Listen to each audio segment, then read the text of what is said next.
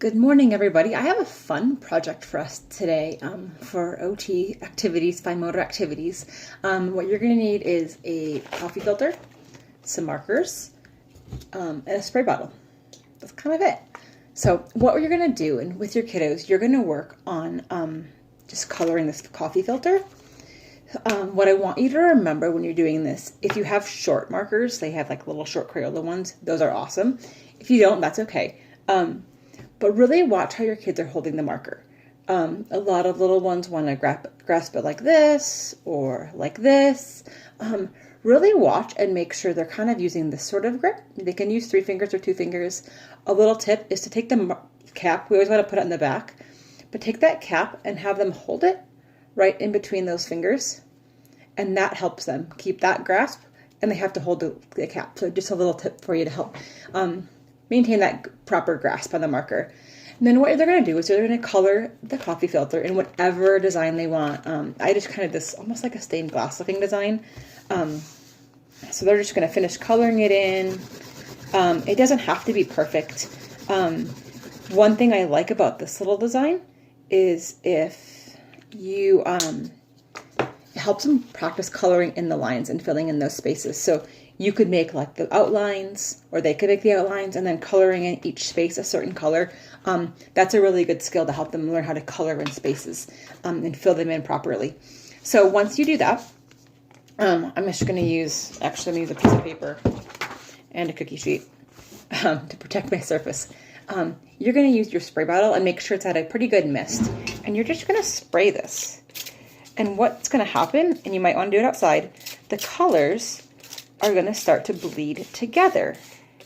So it almost gives you like a stained glass look.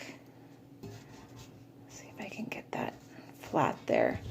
You don't need a lot of spray. What I like about using spray bottles is you need some hand strength. You have to be able to squeeze this bottle. So you're holding it and you're squeezing it. At school, for hand strengthening, I like to use hole punches. And we do a lot of activities with hole punches to work on strengthening the hand muscles. So another way to do that is with a water bottle.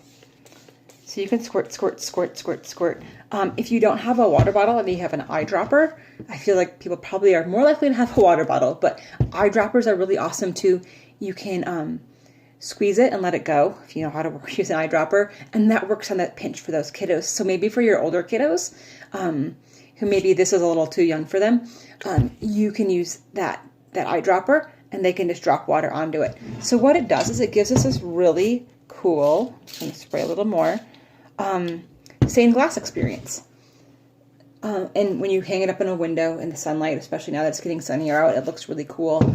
And kids can cut it out. I just have a plain one here. There's 2 stuck together. That's okay. Once it dries, today's a nice sunny day, so there's how it will kind of look. Once it dries, you can cut it out and you can do a heart, you could do a butterfly, hang it in your window, kind of whatever your kid likes. It actually kind of also makes a cool design on the paper. So, yeah, that's your activity for the day. So it kind of works on holding that marker properly, filling in spaces with full pops of color. It works on the strengthening with the water bottle, and even that coordination and that visual motor coordination to aim at your surface and spread it at the right spot. So those are your skills you're working on, and that's your activity. So if you have any questions, let me know, and have a good day. Bye.